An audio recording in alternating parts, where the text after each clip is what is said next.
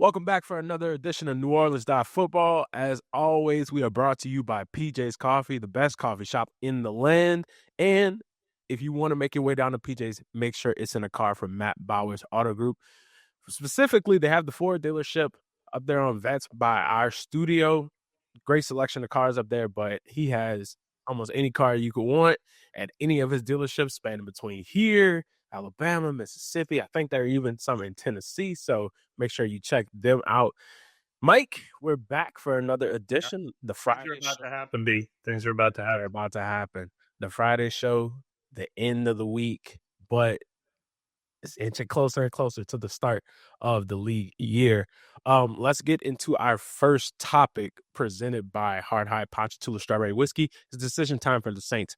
What is going to happen with these veteran contracts like Cam Jordan, Tyrann Mathieu, Derek Carr? Yeah. It wouldn't be a show if we didn't say his name. Well, look, I think real discussions are being had with Derek Carr, and I think everything's still on the table. I've got him written in pencil on my roster, but not pen. Okay. And I think he might. I think he's considering his options. I know he's considering his options as much as the Saints are considering their options. Everything from, a win-win split up or a win-win staying together with a restructured contract that makes more sense, allows them to maybe fortify. I mean, he wants to win. He doesn't want to be on a rebuilding team. I don't think they're behaving like a rebuilding team, but everyone is aware of the reality of the situation of this team right now, and everyone has decisions to make based on that. And so they're having talks about all this stuff that has to come to a head very soon. Legal tampering window opens Monday. New league year starts Wednesday. So very clued into whatever happens with Derek Carr. Cam Jordan and Taysom Hill, I'm going to put in a similar boat. I will bet on both of them being back at substantial pay cuts. Both are aware that that's what it will take. Yeah. And so I think that's going to happen, but those talks are happening. Exactly what it's going to look like. And Tyrann Mathieu is an interesting one.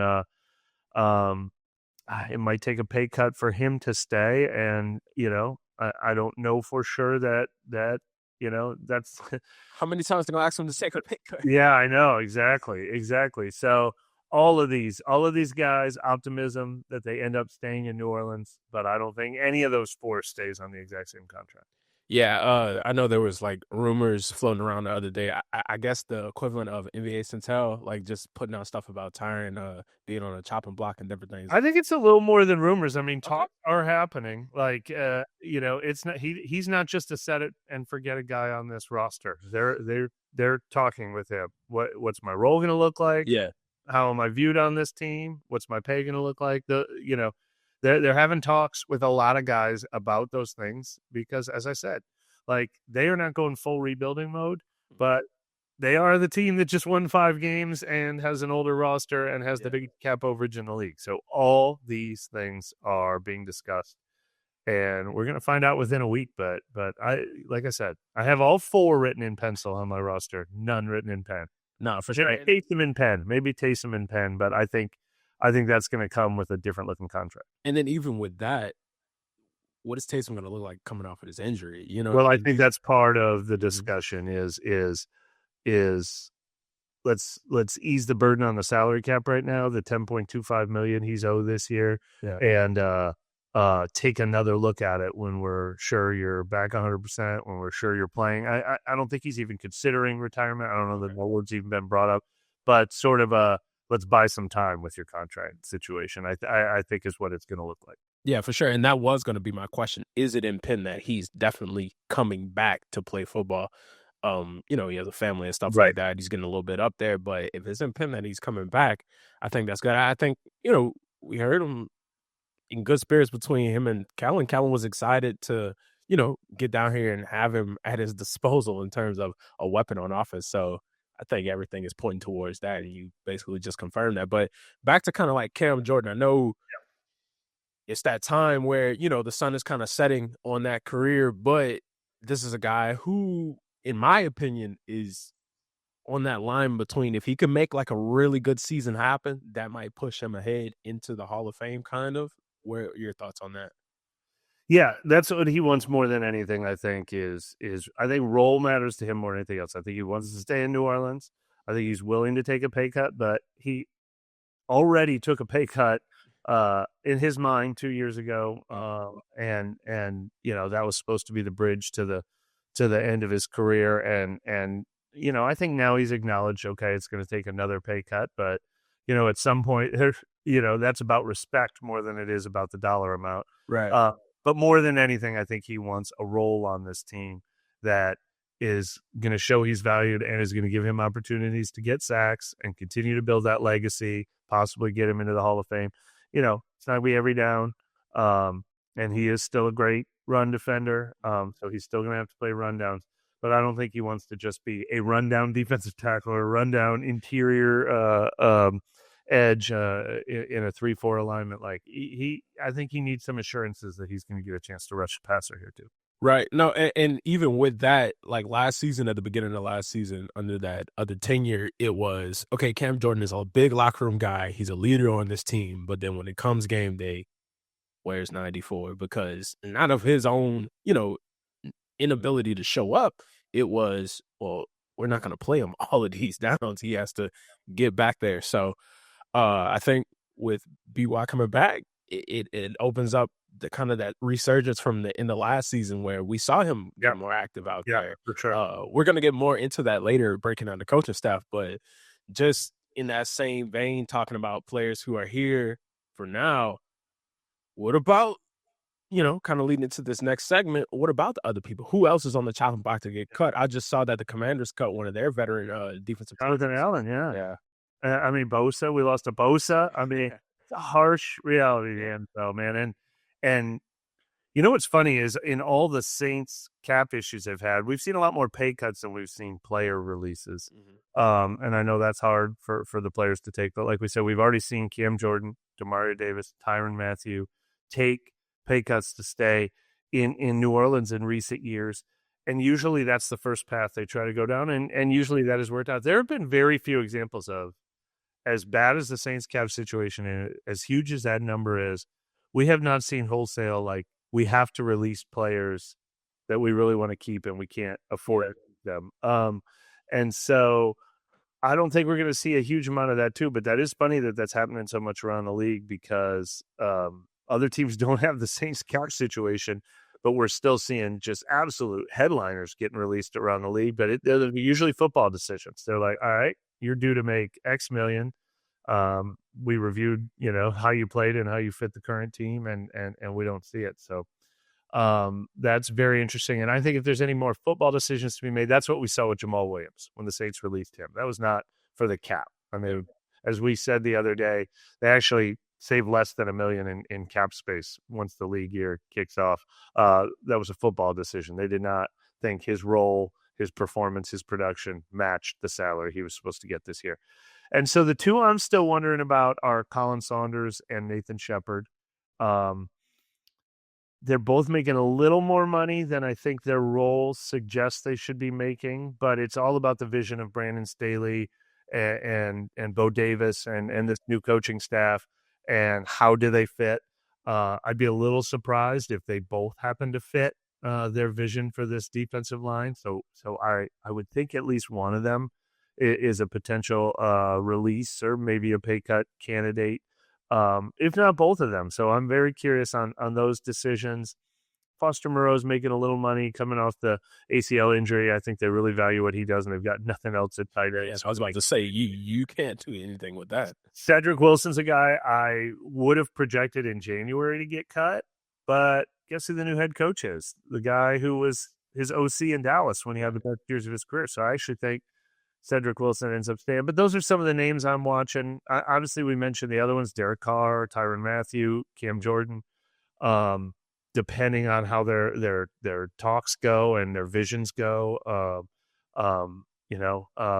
less likely. But those are the ones that are standing out to me. But we're not going to see wholesale cuts just for cap purposes. That's for sure. That's not the current situation. They can restructure. Actually, they restructured Eric McCoy already. I think it was after we filmed our last show. And if they want the easiest path, they could just restructure Derek Carr and Cam Jordan, and that would be it. That those three and the Jamal Williams release would get them under the cap. That's how quote unquote easy it is. But obviously that just means the money's waiting for you next year.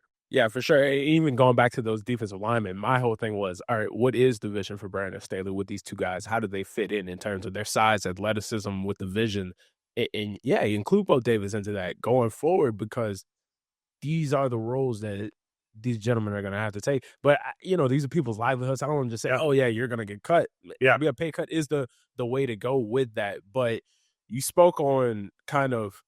I don't want to just keep on going back to Tyrann, but that one is so interesting Yeah. in terms of the leadership role that he has in the secondary. How every secondary player is saying, "Well, yeah, we got T. Mathieu back here. We're good," but towards the end of the season, he started missing some games with an injury, and then it became a question mark in terms of his age, speed, all of that kind of stuff. I think, me personally, skill wise, he still has it, Yeah. but it has to make Yeah, I sense. mean, he brings so much. Position. He brings so much to a football team. It's look, I mean, it's interesting. I don't know what's harsher and what's colder in the NFL: releasing a guy or having let's go over your contract and and look at the pay Right. conversations with these guys, because that's so personal.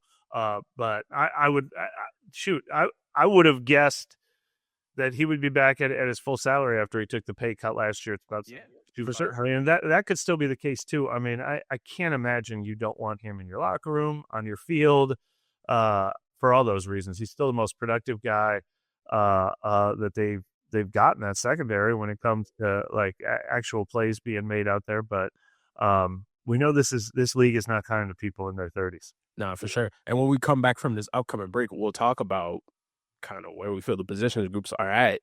If you cut him, safety automatically jumps up on that list in terms of worries. But before we get out of here on this segment, I heard you bring up Cedric Wilson's name again. Yeah. He was a hot name of yours in last offseason. Quarterback wise, he was pretty good this year when they were rolling out.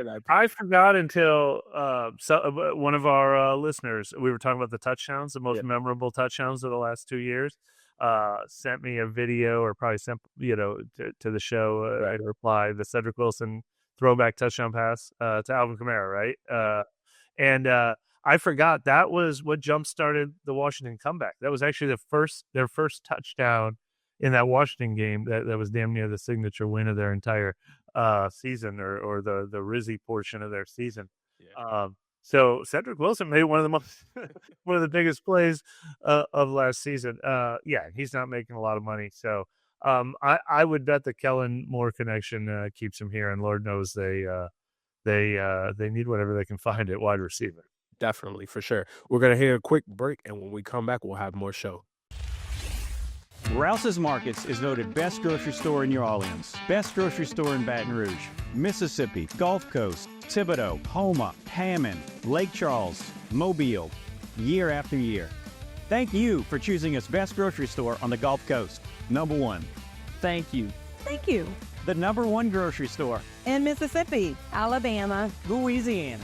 1 million customers a week can't be wrong. Welcome to Rouse's.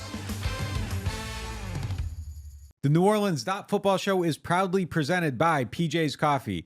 PJ's Coffee has some of the best drinks that you can find. They have locations all over the city. They have pastries and everything else you need to get your day started. So go check them out. Looking for the best insurance coverage at the lowest price? Look no further than Chabert Insurance, the Earhart Agency. They are a local independent insurance agency right here in New Orleans, specializing in home, flood, and auto insurance. At Chabert Insurance, the Earhart Agency, their dedicated team will shop every available carrier in the market, ensuring you get the most comprehensive coverage at the lowest possible price. Why settle for less when you can have the best? Trust Chabert Insurance, the Earhart Agency, to protect what matters most to you. I do. I've been a client of theirs since 2021. Call them today at 504-326-6526 or visit them online at Protected by Chabert. That's 504-326-6526. Chabert Insurance, the Earhart Agency, your local insurance experts. Hardhide Ponchatoula Strawberry Whiskey is an 86 proof blend of aged wheat bourbon, American light whiskey, and fresh Ponchatoula strawberries. Blended in New Orleans, it is not for the thin-skinned. Look for it in your favorite stores, bars, and restaurants. Attention Saints fans, don't let pests and termites invade your home field. Trust the team at Red Pest Solutions to tackle those unwelcome visitors. Call the Red Man today for unbeatable pest and termite control. Score peace with no pest. Visit redpest.com, REDDPEST.com. Welcome back for more NOF. It is now time for our next segment presented by Aaron Rose. Mike, we teased it last segment, but just from a top-down point of view, looking at it right now as currently constructed, it's a very tough question. And I was only able to kind of squeak out 2 answers, but even in that, they need work. Which position group do you feel the best about? Yeah, so I'm doing this breakdown on the website. I've already done the offense, ranking their offensive needs. I'm going to do the defensive needs for Monday. And it's easy to identify where they need to fill current holes, where they need to fill future holes. But the reverse question, what position group do you feel best about? There is no easy answer. I want to hear yours first. First off, I have linebacker, but getting older, you secured up Pete Werner with that contract last offseason. He had an injury during the season. Bought Willie Gay in last year as a free agent. On a 1-year deal, so they would need to bring him back. He's a free agent if they want to bring him back again. Exactly. The energy was pretty good, but you started rotating people like Anthony Orgean, and then it gets kind of thin from there. DeMichael Jackson, he has some decent snaps, but no real true answer outside of after DeMario Davis walks away from the game. And he's 36 years old. I know age doesn't matter with DeMario Davis. Yeah. But, man, the position, and I get it. That's a contender. I considered linebacker too. The position you feel best about on the team has only 2 proven guys, and one of them is 36. I mean, yeesh. That's made of the Saints for you. I considered receiver, even though I think there's a huge need for a receiver. They do have Chris Olave and Rashid Shaheed. I mean, that was definitely our answer a year ago. Right. A.T. Perry is part of that calculation a year ago, and obviously we saw how that worked out. But, I mean, now Chris Olave is dealing with the concussion issue, which hopefully he puts behind him. But they're going to have to pick up his 5th-year option. Already, he's a year away from the 5th-year option, 2 years away from free agency. Rashid Shaheed is already going to be a free agent after this next season. He's been dealing with significant injury issues. So I like that they have 2 of their 10 best players in one position group, and they're young, and both potential superstars. So the receiving core has holes to fill, plural, but that's one that's a candidate. I could kind of say corner, even with Marshawn Lattimore gone. At least they've invested 2-round picks in Kool-Aid McKinstry and Alontae Taylor. Although Alontae Taylor has just 1 year left on his deal, and he still hasn't shown the consistency they need to see to prove he's going to get a second contract. But I lean toward the positions where they at least have young talent, and that is not a lot of them. Had a glitch going right quick, but we're back. But just continue talking about the position groups. I was going to put corner in my top 2. They're in my top 3. But Paulson Adebo, we saw yesterday, he put out a video of him doing backflips, like he's speed and doing cuts and working on speed ladders and different things like that, but he's not signed on the roster. Yeah, and who's seeing those videos is all the other teams that have more money to spend than this. Exactly. So now that's just blood in the water of, Eddie, pay me my money, or you see what I could do. You see how fast I've came back. And even last year with the pass interference penalties he had, he still was a hard player. He still was a tough player. He still, his body of work kind of spoke for him. And he'll make up for it with an interception kind of when you need it. So, doesn't he ever? Yeah, look, I think he's going to get priced out of New Orleans. I really do.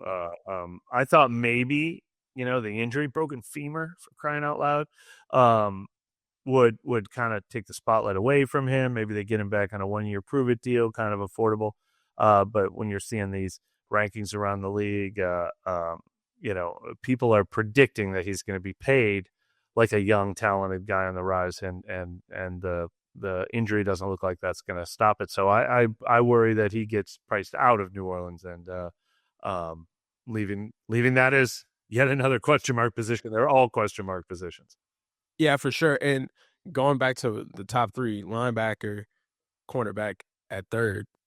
Number 2, there was a guy, he tweeted me yesterday, #March for Arch. So I like that. You already know what time. You already know what time it is with that. I was going to respond to him, but I said, okay, let's save it for the show, because it is a good point. He was saying how, you kind of have to draft Genty in that position. And then look, I'm not anti-Genty. I'm not a Genty non-believer, but I think that there are more pressing issues on the table that the Saints need to address when you still have a viable running back in the stable already to be able to go out there. That's your number 2?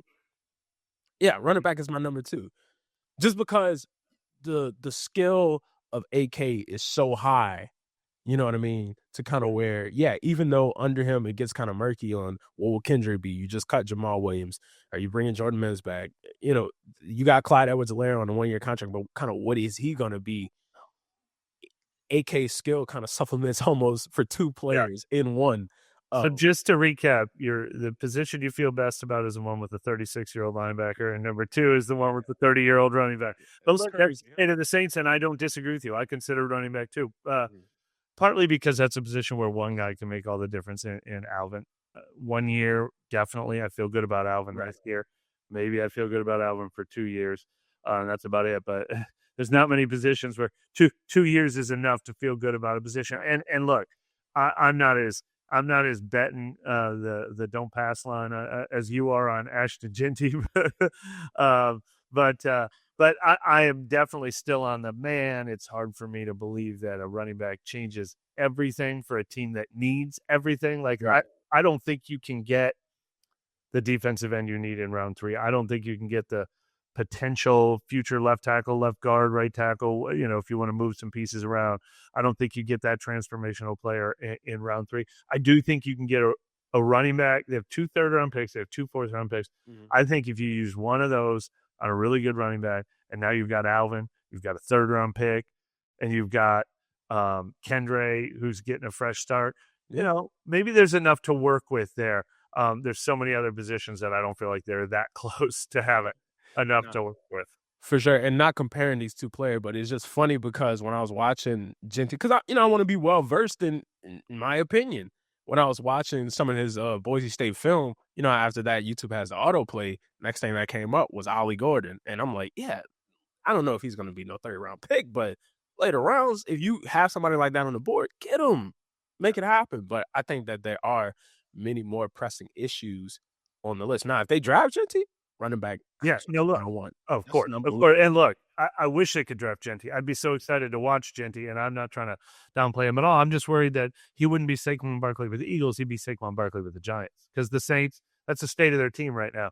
Right. And special running backs can't do it all on their own with a team like that. And then, the other part of my argument is, go ahead and find me a Bucky Irving or something like that. That's the one position where you do find those guys every once in a while. Yeah, no, for sure. When Bucky Irving came on the scene with Tampa Bay, and then you came down here, that was in, I think that might have been Rattler's first start. And I was like, man, this cat is cutting up. And then I forgot his name. Sean. Yes. Sean Tucker. Sean Tucker came in and BTA across the whole board with the whole deal. So that was crazy, man. That was a dark stretch. That was a dark stretch, because then Denver came in here, and I was like, okay, what is happening? Yep. But those days are behind us. The days of a lot of things from last year are behind us. Let's going to take us into our next segment, presented by Shawberry Insurance, the Earhart Agency. Yesterday, the Saints fully announced the coaching staff. Everybody on the list, top down. Actually, let's go through the list. Coach, of course, Kellen Moore. Offensive coordinator, Doug Nussmeier. Defensive coordinator, Brandon Staley. Special teams coordinator, Phil Galliano, carryover from the Rizzy days last year. Running back / associate head coach, back in New Orleans after spending a year with the Giants, Joel Thomas. Run game coordinator, TJ Paganetti. Quarterbacks coach, Scott Tolzien. Tight ends coach, Chase Hazlitt. O-line coach, Brendan Nugent. Wide receiver coach, Keith Williams, holdover from the Kubiak staff. Assistant wide receivers coach, Kyle Valero. Yeah, and they pointed that one out. That was a new one on the list. Also came over from the Eagles, had worked with Kellen Moore with Detroit and Dallas before that too. But a few, Paganetti, there's a few, Nussmeier, obviously. There's a few Eagles connections on this staff. Yeah. He pulled some for sure. Assistant online coach, Saints legend Jari Evans, holdover from the previous 2 staffs. Senior offensive assistant, Scott Linehan. Assistant to the head coach, Mike Martinez. Defensive side pass game coordinator, Terry Joseph. West Bank dude. Edges coach, Jay Rogers. Linebackers, Peter Sermon. Assistant DB, Robert Blanton. Cornerbacks, Grady Brown. Defensive line, Bo Davis. The LSU pool, senior defensive assistant, Pete. Don't know how to pronounce that. Help me out, Mike. Peter Genta? Yeah. Yeah, cool. Peter Genta, assistant linebacker.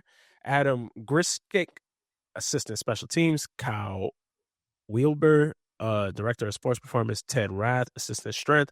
Charles Bird, and assistant strength. Riley Ireland. So, yeah, a couple of things stand out. First of all, we talked about a lot of these hires on the show. There's a couple that we knew about late last week that I don't think we've talked about on the show.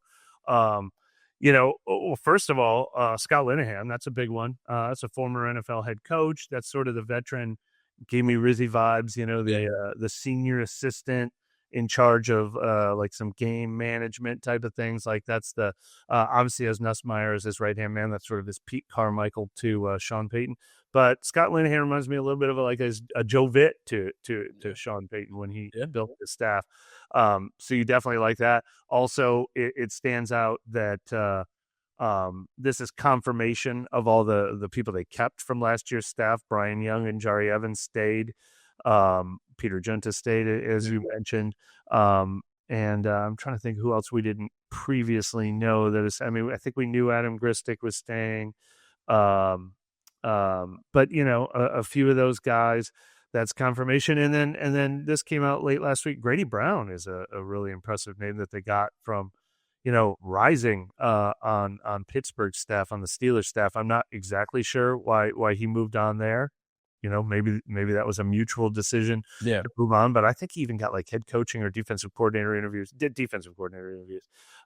So that feels like a good poll. So, he's put together a complete staff that you would not bat an eye at this staff if he had gotten hired on January 1st instead of mid-February. Yeah, no, for sure. And right now, you look at these guys' resume. You're saying, okay, I'm excited. I'm in that mode where right now I'm really enthusiastic about the season, and I'm at the point where it's like, okay, let's go minicamp, OTAs.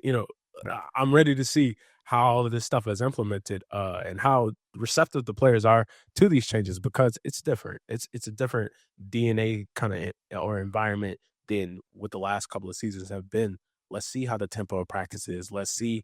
Yeah, I'm very excited to see that. The whole nine, just top down, because it's broken down to the studs and it's getting built back up. So I'm very excited to see kind of where things are going from here. We're going to take a quick break, and when we come back, we'll hit the Martin questions of the day. Total Maintenance is one of the largest locally owned home and commercial service providers in South Louisiana and serve the greater New Orleans and Baton Rouge markets. They have a membership program that gets you 2 tune-up visits for AC and heating, as well as club membership discounts of 15% on all repairs, half off of all diagnostic charges, and 3-year warranties on most repairs for membership clients. This is usually priced at the low price of $24.95 a month per system, but if you tell Total Maintenance that you found them through NOF, they'll lower the price to $20.95 per month per system for as long as you keep the membership active. Services include AC and heating service and replacement, electrical service, plumbing service, as well as generator service and installation. They are Total Maintenance. Find them at tm-ac.com or give them a call at 504-841-3300, or if you're in the Baton Rouge area, 225-480-1000. Martin's is your go-to destination for everything merry and bright this holiday season. From an unmatched selection of bourbon, whiskeys, and wines to gourmet food, gift baskets, and catering, Martin's has all your holiday needs covered. Family owned and operated since 1946, Martin's knows the perfect ways to celebrate this season with loved ones. Visit them in Metairie, New Orleans, or Baton Rouge, or shop online for the ultimate convenience. Whether you're raising a glass or looking for the perfect holiday gift, make it an easy and cheerful holiday with Martin's. Whether you are a local New Orleanian or a fan in town for the game, get your pre- and post-game fired up at Aaron Rose. Local chaos and local love for the black and gold. Wake up and live with daily drink specials, mimosas, screwdrivers, Bloody Marys, and hot or frozen Irish coffees, all just $3 or $4 between 10 a.m. to 2 p.m. Aaron Rose, half a block from Bourbon Street in the French Quarter 811 Conti Street. Welcome to the Queen Casino, where entertainment meets unparalleled customer service. From our days on the water to our new land experience overlooking the Mississippi River, our dedicated staff is here to ensure your visit is nothing short of exceptional. Whether you are coming or going, our well-lit parking lot and security team provide guests with red carpet treatment. Our security team keeps watch so you can focus on fun and fortune. From table to table, our attentive staff is here to serve up the ultimate experience. Join us at the Queen Casino. Your royal adventure awaits. Welcome back for more NOF. It is now time for our Martin Wine and Spirits questions of the day. Martin's is home to a wide selection of hand-picked brown select bourbon, whiskeys, and more. Martin's, so much more than just wine. Today's first question is, what is the overall vision of this coaching staff and front office for how to rebuild the Saints? To do it while still competing, but to slowly but surely do it. I mean, I have a feeling, even though Mickey Loomis said they're going to be more active in free agency than they were last year, I think it's going to look like pretty much every year since the COVID year bit into the cap, except for the Derek Carr signing. Yeah. Like, they will surprise me if they do that again. If they do here's the biggest contract in franchise history in the middle of this. But more likely, they've been picking their spots. Look, I like that Chase Young and Willie Gay last year were both like 25 and under. 2 or 3 guys like that. Maybe it'll be 4 guys like that. And maybe that's what they mean by more active in free agency. Year before that, it was a Foster Moreau and a Colin Saunders and a Nathan Shepard and a Jamal Williams. They're still going to make moves like that. Complementary pieces, filling out the depth. But they don't get out of this until they draft their way out of this. But they just want to stay poised and not completely tank the roster in the meantime. I mentioned this a few times. Like, that's what they did in 14, 15, 16. They got rid of everyone that wasn't Drew Brees, Cam Jordan, or Tyrann Armstead during that stretch. They traded away a lot of veteran players in that stretch. They actually had a year where they made like 9 draft picks during that stretch, I think. Was it even 10 in 2015 that they made? And then when they hit on that 2017 draft class, they were competitive right away. And that's their model. Now, do they have enough pieces to do that? They don't have a Drew Brees, Cam Jordan, and Tyrann Armstead even right now. Their best players are older than those guys were. And none of their players are Drew Brees right now. And they don't have a Sean Payton right now. But that's what they believe in. I've compared it to other teams like the Eagles. All right, you hit on a Jalen Hurts, you're ready to go. The Chiefs, you hit on a Patrick Mahomes, you're ready to go. The Ravens, you hit on a Lamar Jackson, you're ready to go. They don't believe in what the Titans did this past year, what the Panthers did the year before that, what the Falcons did before the year that.